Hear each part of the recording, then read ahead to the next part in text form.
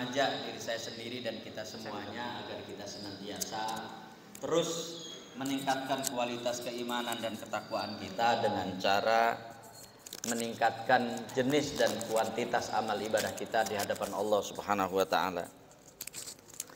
Dan jangan berhenti untuk selalu berdoa, mudah-mudahan Allah tetap menganugerahkan iman dan takwa ini kepada kita sampai kita meninggalkan dunia ini, sehingga kita bisa mengakhiri hidup ini dengan husnul khatimah. Para bapak dan ibu sekalian, saya tadi tanya ini sejak kapan pandemi ini, sejak pandemi ini pengajian ini sudah berlangsung. Kata beliau 3 kali nih Pak ya. Jadi yang ketiga kalinya, artinya sudah cukup lama pandemi ini menghalangi kita bertemu pada kesempatan ini. Ya. Tapi alhamdulillah kita sudah bisa memulai kembali, dan tentu mudah-mudahan Allah berkenan menganugerahkan semangat dan motivasi kepada kita untuk terus beraktivitas dan berkegiatan yang terkait dengan apa yang menjadi kebutuhan kita di dunia ini dan juga di akhirat nanti. Para bapak ibu sekalian, pada kesempatan ini saya ingin menyampaikan sebuah hadis. Dan isi hadis ini juga tidak terlalu asing buat kita. Insya Allah kita juga sudah pernah mendengarnya. Tapi saya ingin mengungkap kembali pada kesempatan ini, barangkali hadis ini sangat sesuai dengan situasi dan kondisi kita sekarang sebagai sebuah cara kita untuk melaksanakannya. Ada hadis ini diriwayatkan oleh Imam Ibnu Majah dari seorang sahabat yang bernama Abu Ayyub Al-Ansori. Lebih lengkapnya begini bunyi hadis ini. An Abi Ayyub Al-Ansori radhiyallahu anhu qala. Dari Abu Ayyub Al-Ansori radhiyallahu an berkata, Ja'a rajulun ilan Nabi sallallahu alaihi wasallam. Seseorang datang kepada Rasulullah sallallahu alaihi wasallam. Jadi seseorang datang kepada Rasulullah SAW. Di dalam banyak hadis kita akan menjumpai redaksi hadis seperti ini. Ada orang yang datang kepada Rasulullah, tapi orang itu tidak disebutkan siapa namanya. Orang itu tidak disebutkan identitasnya. Dan kemudian orang ini bertanya. Makanya di dalam hadis itu dikatakan, Ja'a rajulun ilan Nabi sallallahu alaihi wasallam faqal. Ya, seseorang datang kepada Rasulullah sallallahu alaihi wasallam seraya bertanya, Ya Rasulullah, wahai Rasulullah, alimni wa aujiz. Atau di dalam riwayat yang lain, idzni wa aujiz. Berikan nasihat kepadaku dengan nasihat yang ringkas. Jadi berikan nasihat kepadaku dengan nasihat yang ringkas. Qala, Rasulullah bersabda. Jadi setelah mendapatkan permintaan nasihat dari salah seorang laki-laki yang datang kepada beliau, beliau akhirnya memberikan nasihat kepada orang ini dengan 3 nasihat. Di mana ketiga nasihat ini tiga-tiganya berupa perintah. 3 nasihat ini tiga-tiganya berupa perintah. Maka nasihat yang pertama adalah idza qumta fi sholatin fasalli sholata muwaddi'. Kata beliau, ketika engkau hendak melaksanakan sholat, fasalli sholata muwaddi', maka sholatlah seperti orang yang melakukan sholat perpisahan. Jadi sholatlah atau anggaplah sholat yang kamu lakukan itu adalah sholat perpisahan bagimu, yang setelah itu kamu tidak bisa melakukan sholat lagi. Gitu. Jadi sholatlah kamu dengan sholat yang seolah-olah setelah itu kamu tidak bisa melakukan sholat lagi. Itu yang pertama. Yang kedua, wala takallam bikalamin ta'tadhiru minhu ghadan. Dan jangan sekali-kali kamu mengatakan sesuatu yang setelah itu kamu menyesali apa yang kamu katakan itu. Dan kemudian yang ketiga, wa ajmi'il ya'sa ala aidin nas. Dan kumpulkanlah semua bentuk keputusasaan kepada manusia. Artinya adalah berputus asalah untuk minta tolong kepada manusia, tapi jangan berputus asa untuk meminta tolong kepada Allah Subhanahu wa ta'ala. Jadi maksudnya yang ketiga ini adalah memusatkan seluruh ketergantungan hanya kepada Allah Subhanahu wa ta'ala dan bukan kepada manusia. Begitu. Nah, coba kita lihat satu persatu nasihat ini Bapak Ibu sekalian. Yang pertama adalah idza kunta fi sholatin fasholli sholata muwaddi'. Ketika kamu hendak melaksanakan sholat, maka sholatlah seperti sholatnya orang yang itu adalah sholat terakhir baginya. Dan setelah itu dia tidak bisa melakukan sholat lagi. Artinya ketika kita hendak melaksanakan sholat, anggaplah itu adalah sholat terakhir bagi kita yang setelah itu kita tidak bisa melakukan sholat lagi. Dan Bapak Ibu sekalian, saya kira ada beberapa hal yang penting yang perlu kita lihat pada kesempatan ini. Pertama-tama, sholat adalah rukun Islam dengan tema pembahasan paling banyak di dalam Al-Quran. Karena memang di dalam sholat itu ada beberapa keistimewaan. Ya, ada beberapa keistimewaan. Ada banyak keistimewaan sholat itu. Dan barangkali keistimewaan sholat inilah yang memacu dan memicu kita untuk melaksanakannya dengan sebaik-baiknya. Yang pertama, sholat itu adalah zikir terbesar. Ya, sholat itu adalah zikir terbesar.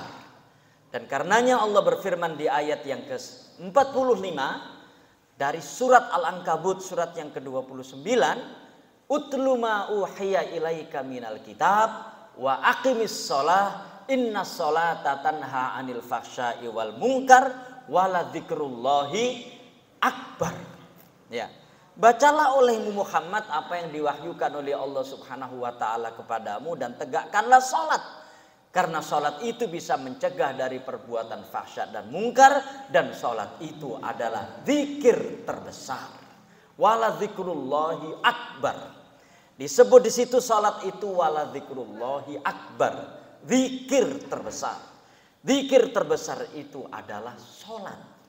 Dan artinya Bapak Ibu sekalian, komunikasi terbaik antara seorang hamba dengan Allah Subhanahu wa taala itu medianya adalah salat. Cara untuk menyambungkan pikiran, hati dan perasaan dengan Allah Subhanahu wa taala itu adalah salat. Kenapa demikian? Karena di dalam salat itu terkumpul 3 poin besar. Pertama, di dalam salat ada zikir. Yang kedua, di dalam salat ada tilawatul Quran, dan di dalam salat itu ada doa.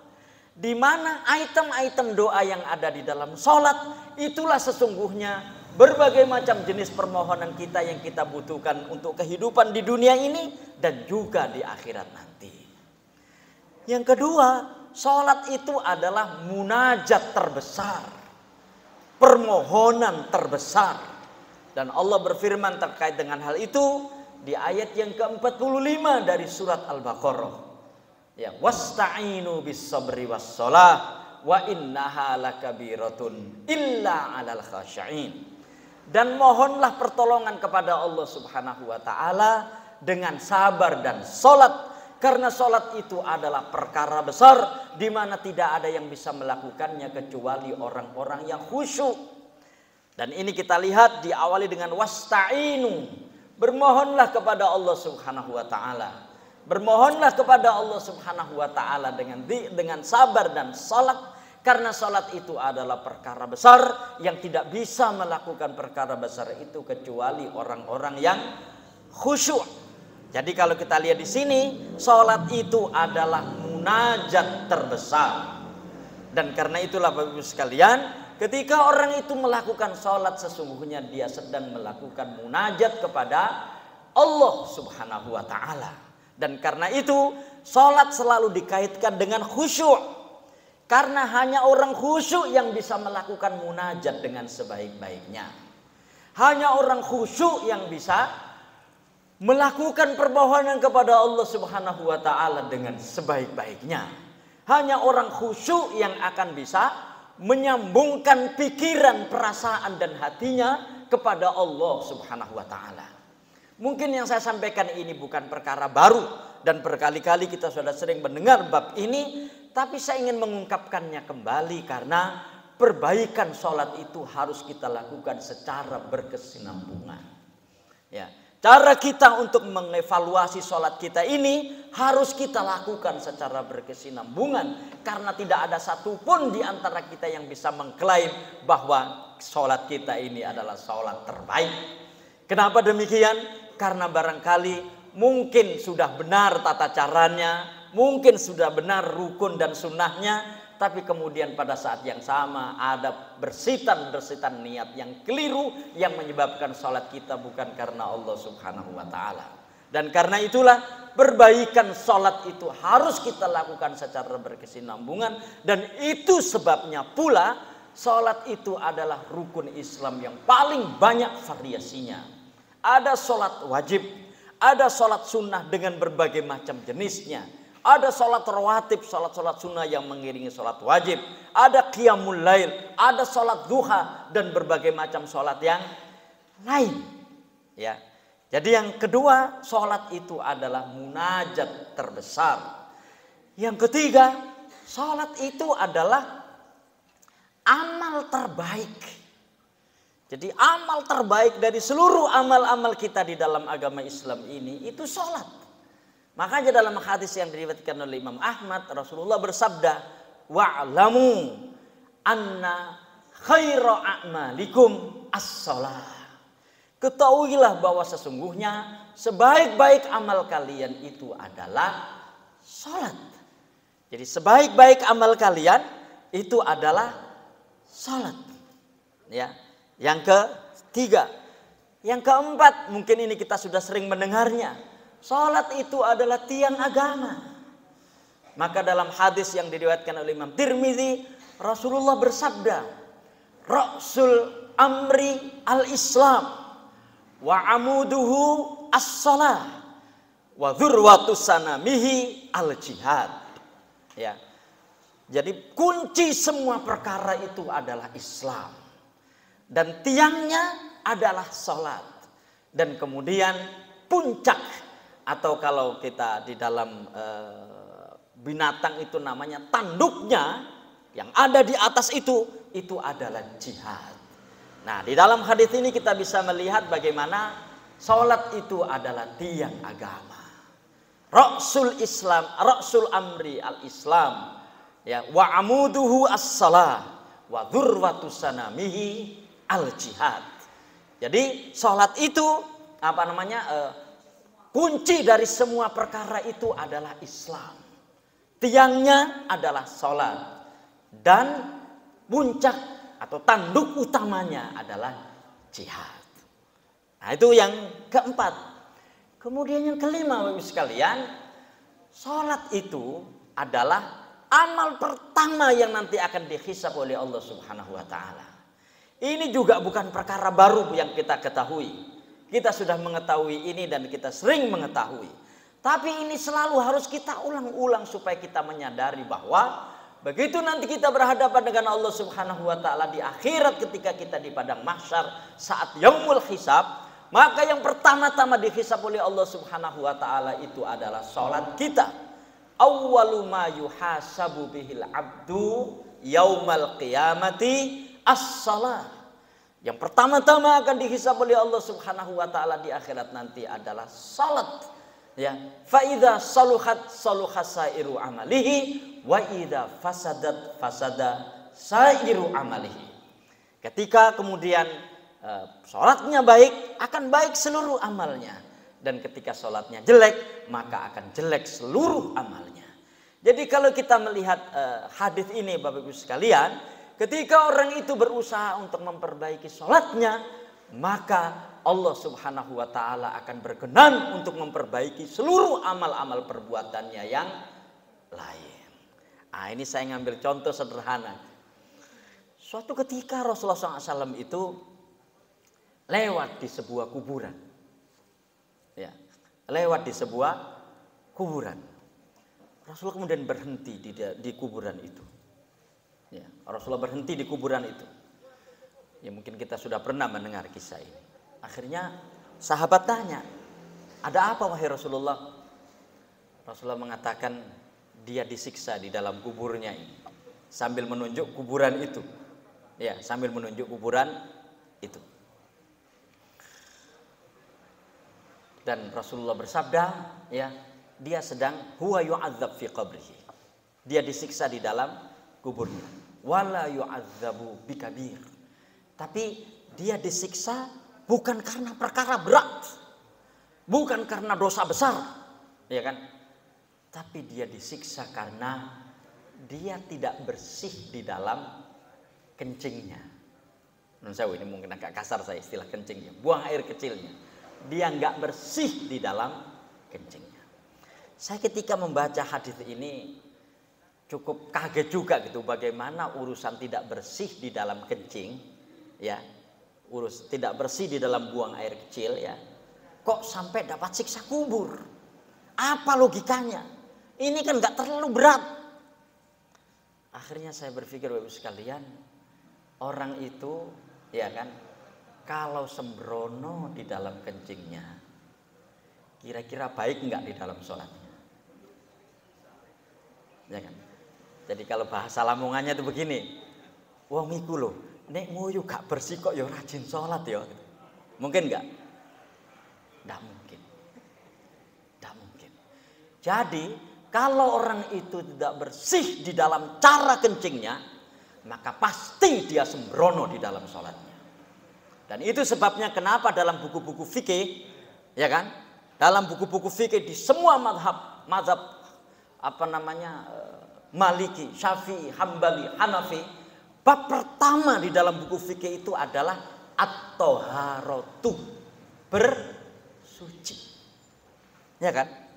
Ini kan sederhana kan, orang kencing misalnya di jalan kurang bersih gitu kan.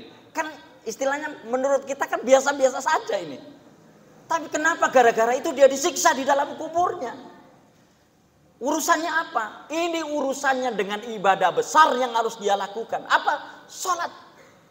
Karena kita belum ketemu orang yang kemudian sembrono di dalam kencingnya, kemudian khusyuk dan rajin di dalam sholatnya. Karena kalau orang itu sholatnya rajin, sholatnya khusyuk, pasti dia hati-hati dalam membersihkan hadas besar maupun hadas kecil. Karena itu bagian dari syarat sahnya sholat. Coba kita lihat di sini Bapak sekalian. Ya. Makanya kemudian kalau Rasulullah bersabda, awwalu ma yuhasabu bihil abdu yaumal qiyamati as-shalah, itu di sini salah satunya. Dan karena itulah perkara-perkara seperti ini kita harus perhatikan semuanya. Tapi insya Allah mudah-mudahan bukan termasuk kita yang melakukan itu. Karena itu tadi kuncinya. Kalau ada orang yang sembrono di dalam kencingnya, sembrono di dalam buang air kecil maupun buang air besarnya, kok bisa dipastikan orang ini sembrono di dalam sholatnya? Nah, sekalian, sehingga kemudian ketika ada hadis yang berbunyi awwaluma yuhasabu bihil abdu yaumal qiyamati as-shalah, ya, itulah yang harus jadi fokus perhatian kita. Karena semua kita meyakini hari akhir dan kita meyakini bahwa nanti ada sebuah hari di mana Allah Subhanahu wa taala akan menghitung seluruh amal perbuatan kita, dan yang pertama-tama dihitung, yang pertama-tama dihisab itu adalah salat. Ya. Itu yang keempat. Nah, kita lihat dari empat ini Bapak sekalian, kita akan jadi tahu betapa salat itu penting. Nah, kita kembali ke hadis yang tadi itu. Ketika kamu hendak melakukan sholat, anggaplah itu sholat terakhir bagimu. Bapak sekalian, ini tadi ya disampaikan kepada kita bahwa ini adalah pengajian yang ketiga katanya. Artinya selama pandemi kemarin, ya, Itu banyak saudara-saudara kita yang mendahului kita.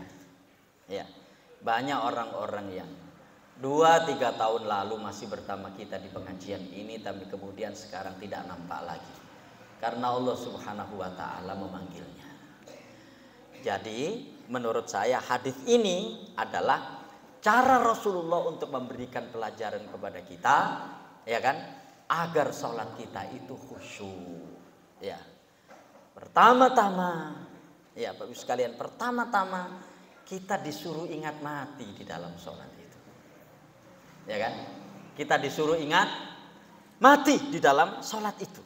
Makanya anggaplah itu sholat terakhir bagimu, yang setelah itu kamu tidak bisa melakukan sholat lagi. Bayangkan kalau orang melakukan sholat kemudian ini perasaan yang muncul, ya. Bayangkan kalau orang itu melakukan sholat terus itu perasaan yang muncul, wah ini sholat terakhir buat saya ini, ya ini sholat terakhir buat saya. Cuma Ibu sekalian, inilah persoalan kita.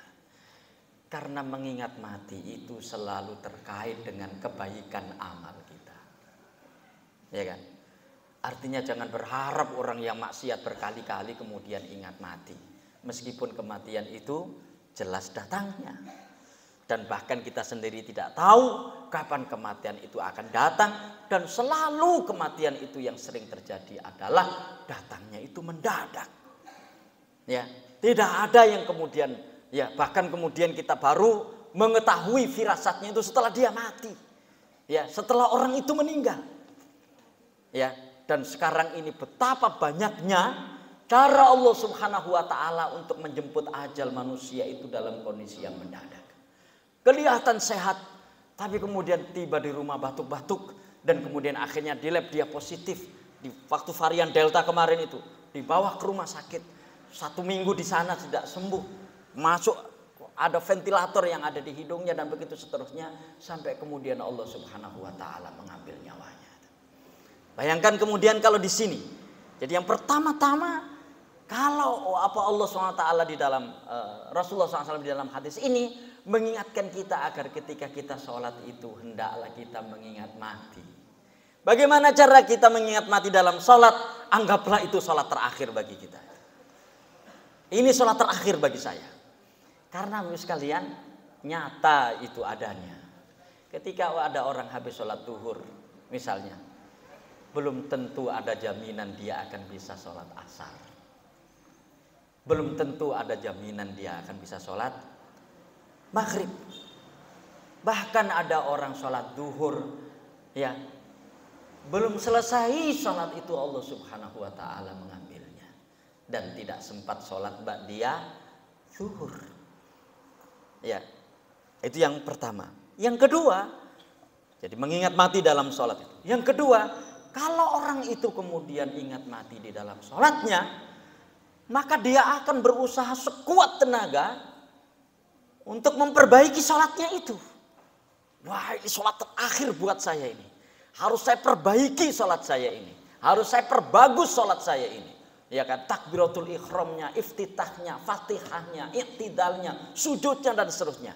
Jangan sampai ada di dalam sholat itu yang kemudian saya lengah dan tidak ingat kepada Allah Subhanahu wa taala. Ya. Karena fakta membuktikan di lapangan Ibu sekalian, dan itu mari kita lihat diri kita masing-masing, betapa seringnya kita melupakan Allah Subhanahu wa taala justru ketika sholat. Ya. Jadi betapa seringnya kita ini melupakan Allah Subhanahu wa taala justru di saat-saat yang paling baik kita mengingat Allah. Yaitu ketika sholat.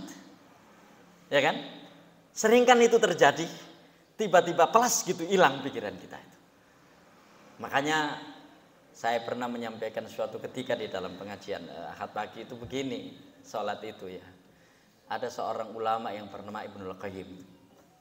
Dia mengatakan ketika kamu hendak melakukan sholat, pastikan persoalan-persoalan yang nanti akan merecoki pikiranmu, selesaikan.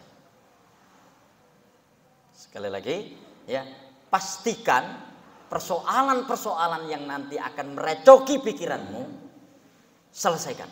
Sekecil apapun persoalan itu. Ya. Saya akhirnya berpikir, oh benar ini adanya.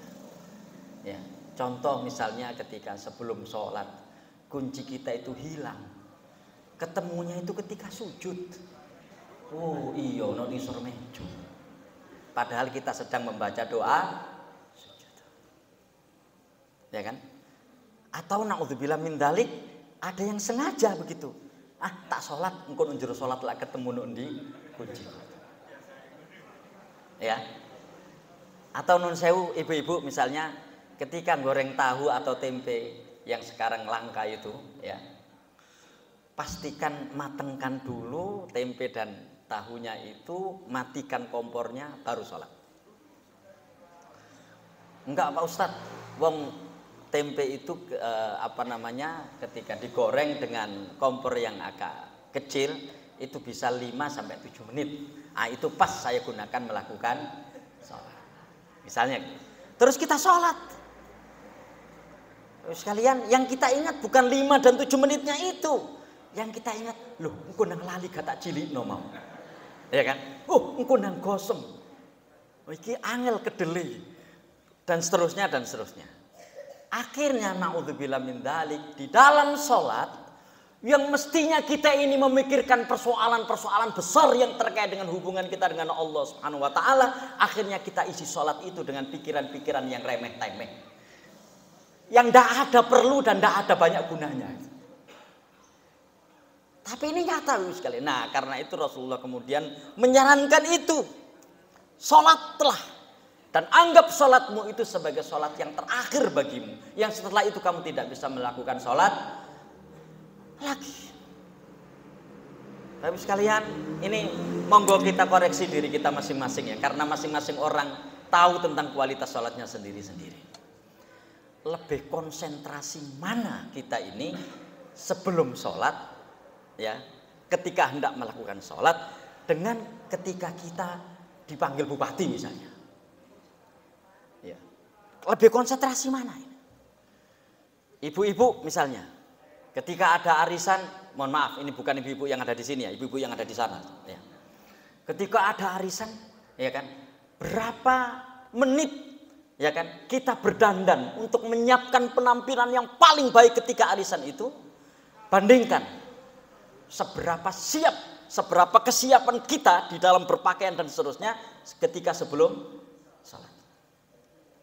Ya kan? Coba.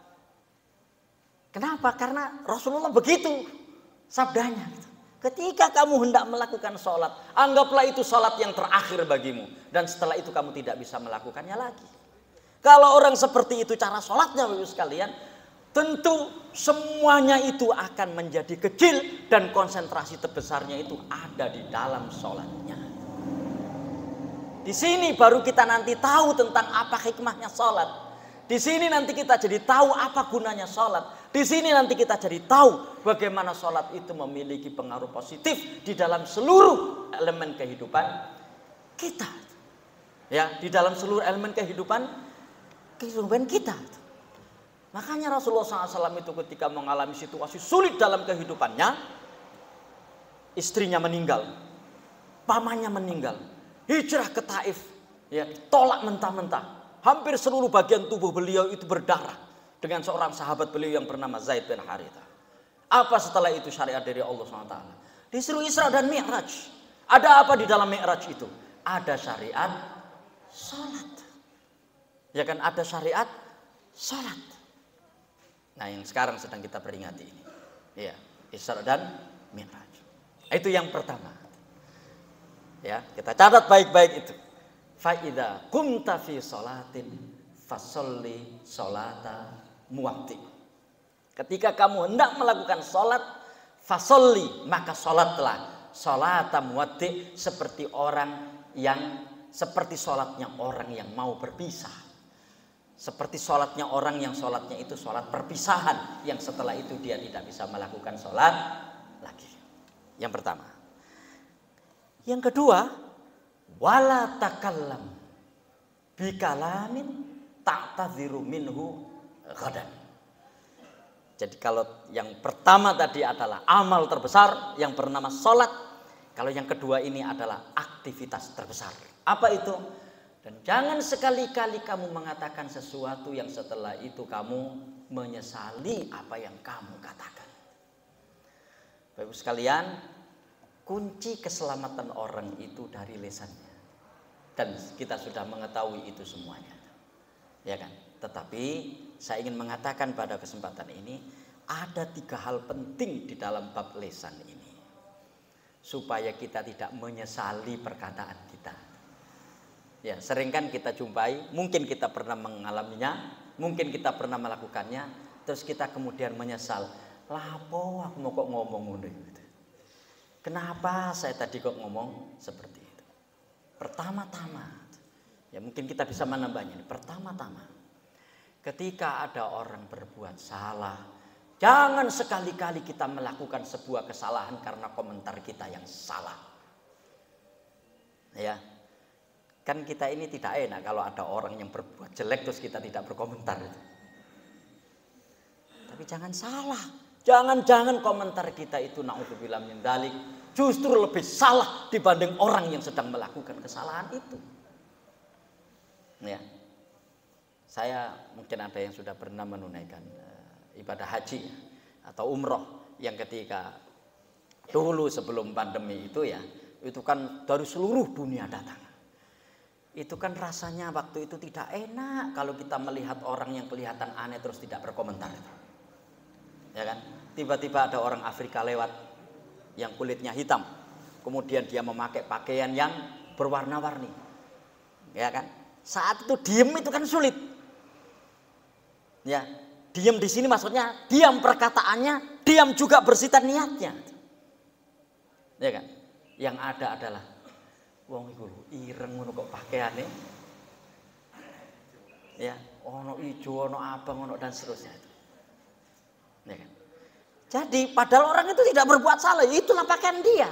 Jadi dia sudah melakukan caranya, tradisinya, adat istiadatnya secara benar, justru kita yang salah dengan mengomentari dengan komentar yang salah. Ya. Nah, apalagi naudzubillah min dzalik Bapak Ibu sekalian, sekarang ini kita hidup di sebuah zaman di mana di zaman ini bukan saja perkataan itu diumbar, tapi perkataan itu diperdagangkan. Kita kenal istilah buzzer ya. Kita kenal itu kan. Betapa banyak orang-orang itu yang kemudian memberikan komentar-komentar pembelaan terhadap kebijakan-kebijakan pemimpin yang salah. Ya kan? Dan itu banyak sekali. Untuk apa? Supaya kesalahan kebijakan itu tidak dianggap sebagai sebuah kesalahan. Dan kemudian perlu dibantu dengan komentar-komentar yang membenarkan kesalahan itu. Dan inilah yang terjadi sekarang. Na'udzubillahi min dzalik. Mudah-mudahan kita tidak termasuk di dalamnya. Dan akhirnya apa, Bapak Ibu sekalian? Akhirnya kemudian ramailah di media sosial, ramailah di dalam perbincangan orang-orang yang memperdagangkan perkataannya. Ya. Jadi kata-katanya tidak semata-mata diumbar, tapi itulah cara dia untuk mencari penghasilan. Dengan cara membela dengan komentar-komentarnya kebijakan-kebijakan oknum-oknum pemimpin yang salah. Makanya kata Rasulullah, wala takallam bikalamin ta'tadhiru minhu ghadan. Jangan sekali-kali kamu mengatakan sesuatu yang setelah itu kamu menyesali apa yang kamu katakan. Jadi itu yang pertama. Ya, sekalian. Jadi orang yang berbuat salah, kita kemudian membuat komentar itu juga komentar yang salah, yang akhirnya kemudian kita justru lebih salah daripada orang yang kita komentari perbuatannya yang salah itu. Nah ini makanya ada hadis yang sering kita dengarkan, kita mungkin juga sudah sering mendengarnya gitu ya. Bagaimana urusan perkataan itu dikaitkan dengan iman kepada Allah dan hari akhir. Urusan perkataan ini itu dikaitkan dengan iman kepada Allah Subhanahu wa taala dan hari akhir. Man kana yu'minu billahi wal yaumil akhir falyaqul khairan aw liyasmut. Semua kita sudah tahu itu. Barang siapa yang beriman kepada Allah Subhanahu wa taala dan hari akhir, hendaklah dia berkata baik atau diam. Ya. Itu yang pertama. Yang kedua, Bapak Ibu sekalian, ya, di dalam Al-Quran itu banyak sekali disebutkan oleh Allah Subhanahu wa Ta'ala dosa-dosa besar yang diakibatkan oleh perkataan. Ya, sampai-sampai secara berurutan disampaikan oleh Allah Subhanahu wa Ta'ala di ayat yang ke-11 dan 12 dari surat Al-Hujurat, surat yang ke-49. Ya, ya ayyuhalladzina amanu la yaskhar qaumun min qaumin asa ayyakunu khairan minhum. Mengolok-olok orang dengan apa, Pak? Dengan lesannya.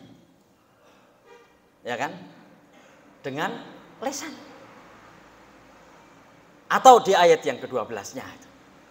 Ya ayyuhalladzina amanu ijtanibu katsiran minan dzann. Dengan apa orang berprasangka? Dengan lesannya pertama-tama.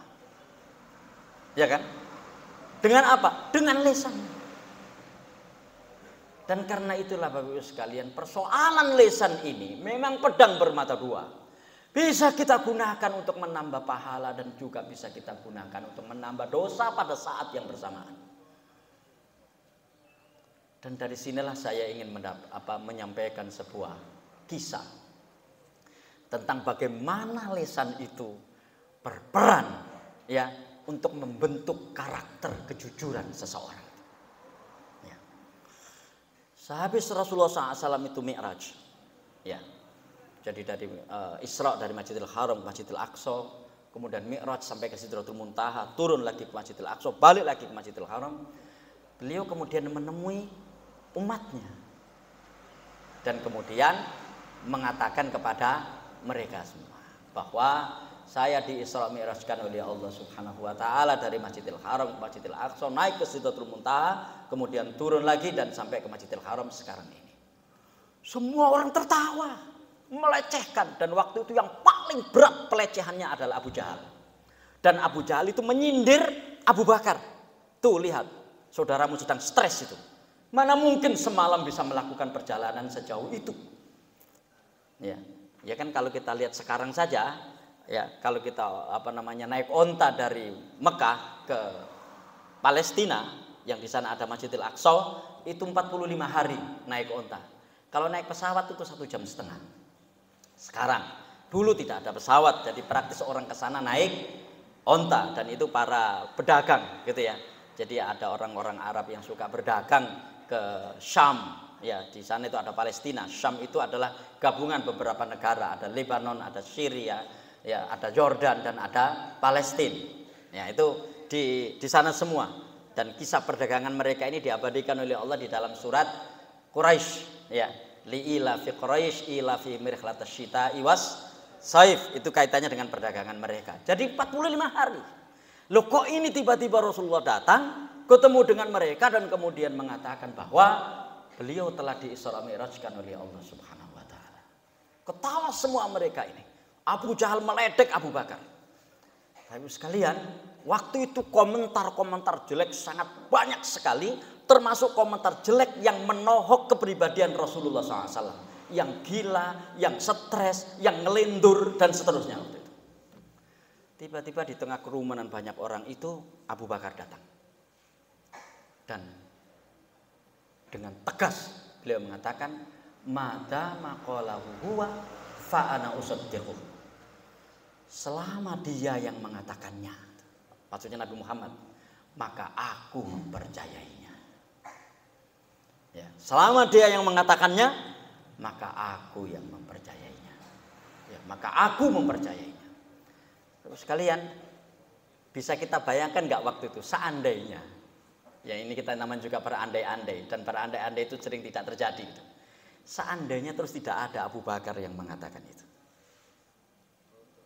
berarti akan ada rukun Islam yang tidak bisa kita tegakkan. Karena di dalam Mi'raj itu ada syariat salat. Nah, terus yang saya pikirkan juga adalah bahwa Abu Bakar ini dan beserta para sahabat yang lain, orang-orang kafir yang ada pada saat itu dan Rasulullah waktu itu, hidup di sebuah zaman di mana teknologi penerbangan itu masih sangat atau mungkin tidak ada. Belum ada waktu itu sebuah pesawat yang bernama Discovery yang bisa pesawat ulang-alik Discovery yang bisa mengitari bumi dalam waktu sesaat misalnya. Belum ada pesawat yang bernama Challenger, ya. Neil Armstrong juga belum naik ke bulan. Ya, seandainya sudah ada itu, mungkin kan, oh mungkin itu Nabi Muhammad seperti itu. Kenapa? Wah, itu aja Amerika sudah pernah, gitu kan. Belum ada semuanya itu. Ya kan? Sehingga peristiwa itu betul-betul mustahil secara nalar akal. Tapi Abu Bakar mengatakan, selama dia yang mengatakannya, maka aku mempercayainya. Lihat bagaimana lisan Abu Bakar ini. Apakah yang dikatakannya itu sesuai dengan fakta ilmiah? Belum ada fakta ilmiah waktu itu. Belum ada fakta ilmiah yang kemudian bisa menunjukkan kebenaran itu. Tapi apa yang dilakukan oleh Abu Bakar? Yang ada dilakukan oleh Abu Bakar adalah fakta yang bernama trust kepercayaan. Trust antara beliau dengan Rasulullah SAW. Bahwa Rasulullah SAW jangankan untuk perkara yang sebesar itu, perkara sekecil apapun beliau tidak pernah bohong. Jadi semata-mata karena apa? Semata-mata karena kepercayaan, keyakinan tentang kepribadian Rasulullah Sallallahu Alaihi Wasallam. Nah, Bapak sekalian, maka pada poin yang kedua ini akhirnya menjadi penting. Hendaklah kita ini memproduksi kata-kata di mana kata-kata itu hanya untuk kebaikan. Ya, hanya untuk membenarkan risalah, hanya untuk sebuah keyakinan yang benar, hanya untuk menyampaikan persoalan-persoalan baik yang kita alami. Bukan untuk hal-hal yang malah merugikan dan mendowngrade diri kita sendiri. Ada orang beranggapan misalnya ketika naudzubillah saya misalnya, ya, kemudian kita bisa mendowngrade Pak Juwari kepribadiannya. Itu terasa begitu gagah buat saya. Tapi sesungguhnya di dalam Islam tidak. Itu secara perlahan-lahan saya sedang tidak sadar bahwa saya sedang mendowngrade diri saya sendiri. Ya, hati-hati ini. Ya, mungkin Pak Juwari waktu itu ketika kita downgrade, kita jelek-jelekan, mungkin dia wah yo jelek itu Pak Juwari, kata siapa? Kata Pak Rofi dan seterusnya. Mungkin begitu. Itu di awal-awal. Tapi setelah itu yang terdowngrade secara kepribadian adalah kita sendiri yang mengatakan jelek tersebut. Sekalian, ini mungkin perlu saya sampaikan karena kita ini hidup di alam kompetisi, terutama kompetisi politik. Dan seringkali cara atau keinginan kita, cara untuk mengalahkan orang, kita jelek-jelekan orang itu di hadapan orang banyak. Ya kan? Kita bongkar aib-aibnya. Ya, bahkan tidak ada aibnya pun kita katakan ada aibnya. Ya, supaya apa? Supaya orang tidak berpihak ke sana. Padahal biasanya ketika orang itu suka menjelek-jelekan orang lain, sesungguhnya yang jelek itu dirinya sendiri. Dia ingin menutupi kejelekannya dengan cara menjelekkan orang lain. Na'udzubillah, tsumma na'udzubillah. Jadi cara orang untuk menutupi kejelekannya supaya tidak ketahuan orang, apa caranya? Caranya adalah dengan cara menjelekkan orang. Itu yang kedua. Yang ketiga, Bapak Ibu sekalian, ini saya kira yang menurut saya penting. Di dalam Al-Qur'an itu, ya kan? Di dalam Al-Qur'an itu, indera yang paling banyak mendapatkan pembahasan itu lisan. Paling banyak.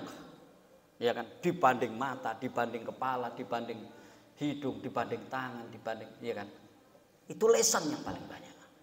Bahkan sampai-sampai di dalam Al-Qur'an itu ada jenis-jenis perkataan yang baik yang diucapkan. Ya kan? Ada kepada orang tua itu qaulan karimah.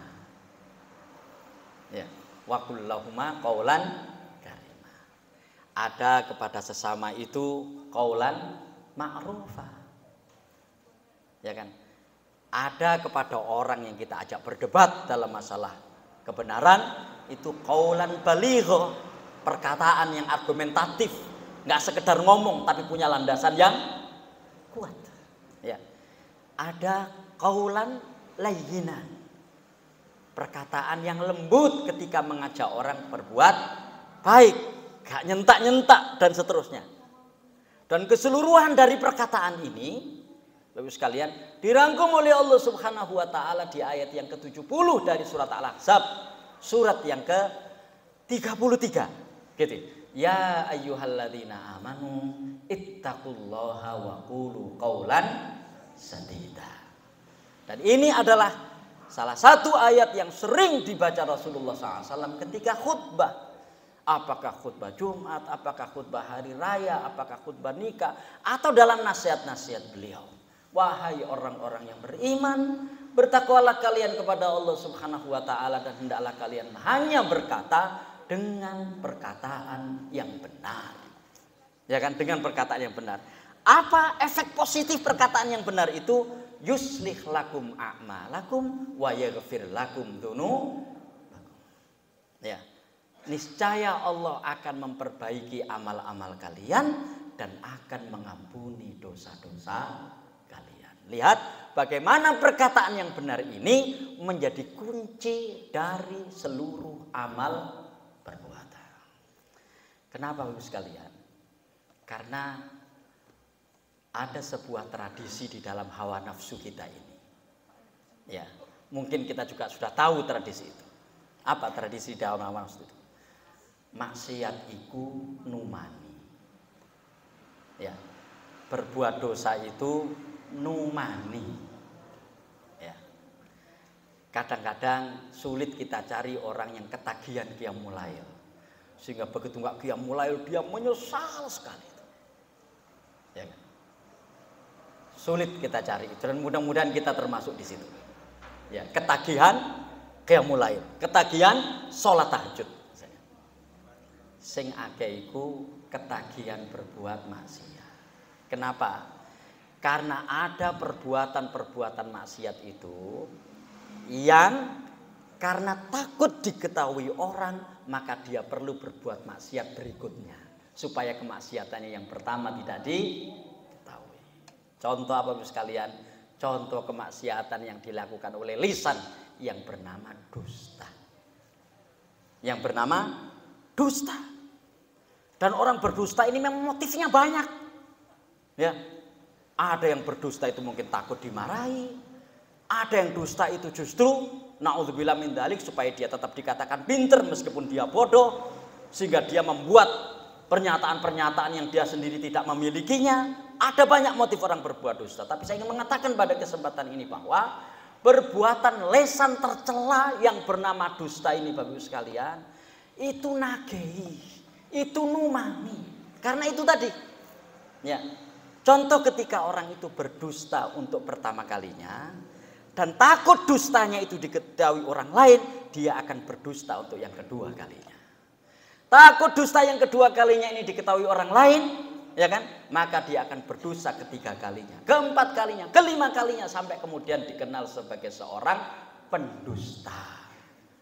Nauzubillahi min dzalik. Ya kayak, ya, saya sering membuat perumpamaan perumpamaan yang sangat mudah, ya anak-anak kita barangkali. Nauzubillah, mudah-mudahan tidak gitu ya. Jadi ketika anak kita itu kita kasih uang untuk membayar SPP, ya kan? Kita kasih uang untuk bayar SPP misalnya.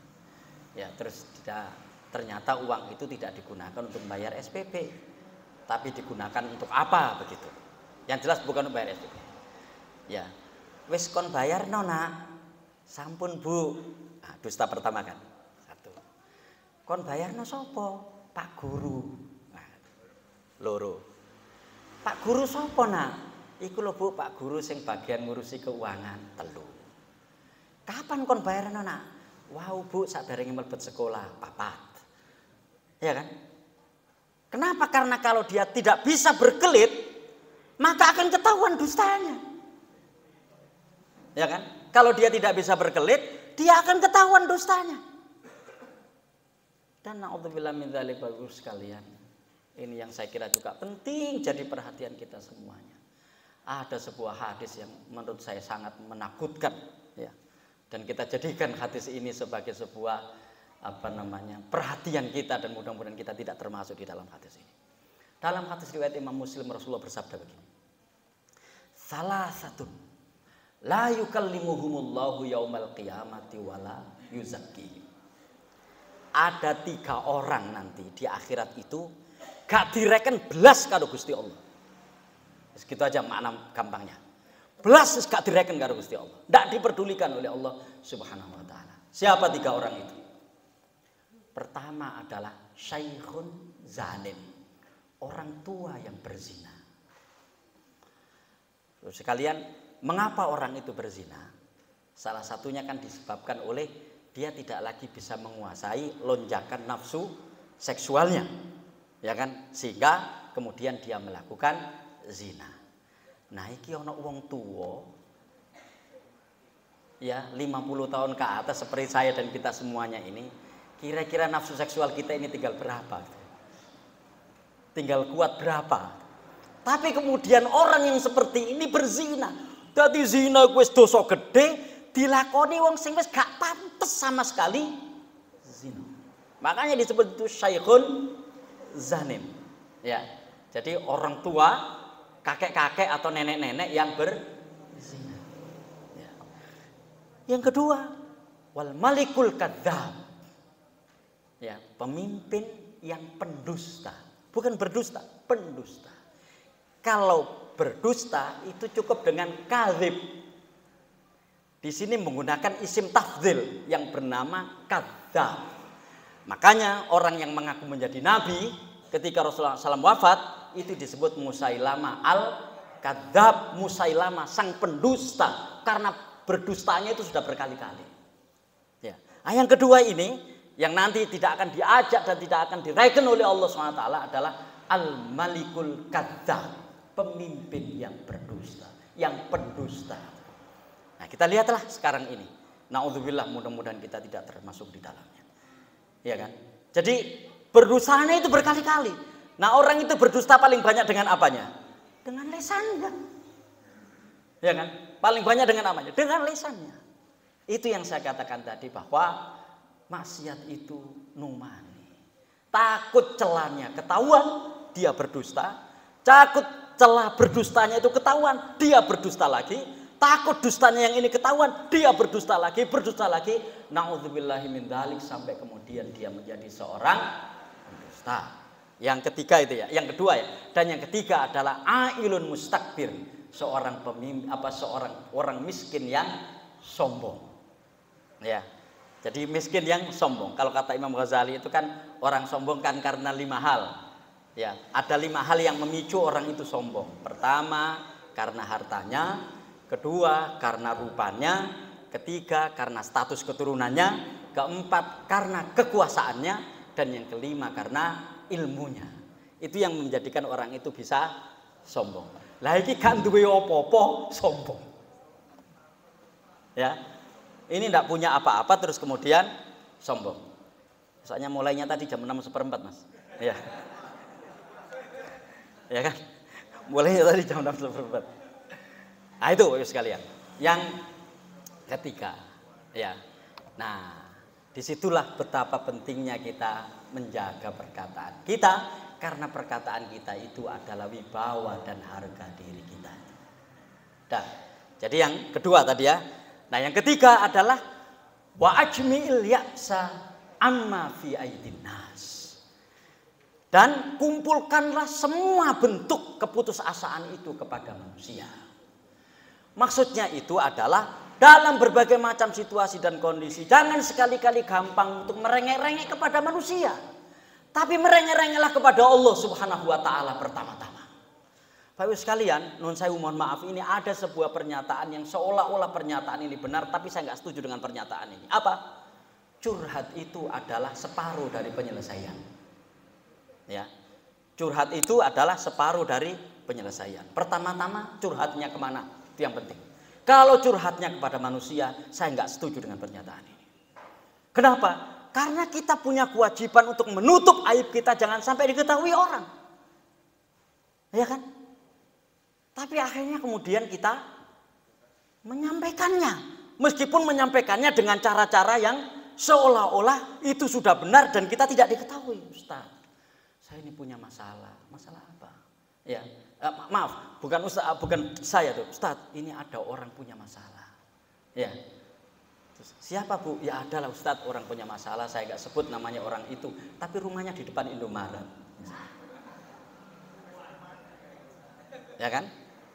Dan kemudian menyampaikan yang sesungguhnya tidak layak dan tidak pantas untuk disampaikan. Jadi sesungguhnya pada poin yang ketiga ini adalah bagaimana orang itu memprioritaskan ketergantungannya hanya kepada Allah Subhanahu wa taala.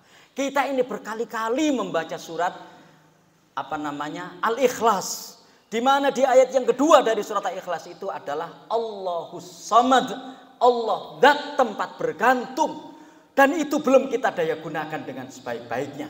Justru dalam berbagai macam kesulitan, kita sering pertama-tama yang kita tuju adalah manusia, minta pertolongan kepada manusia.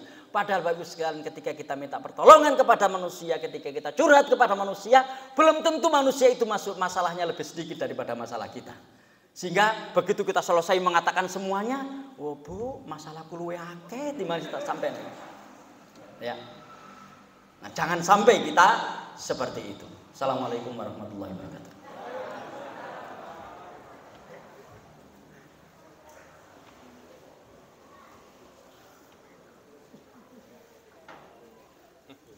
Alhamdulillah. Mesti lingno soalnya.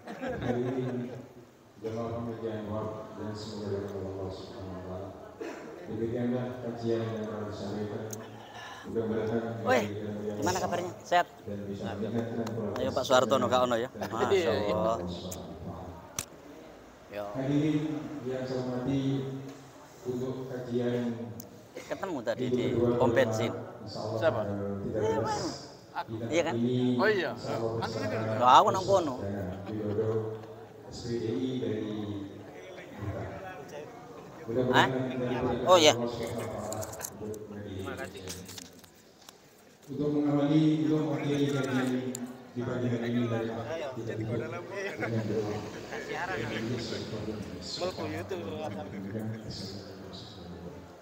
Assalamualaikum warahmatullahi wabarakatuh.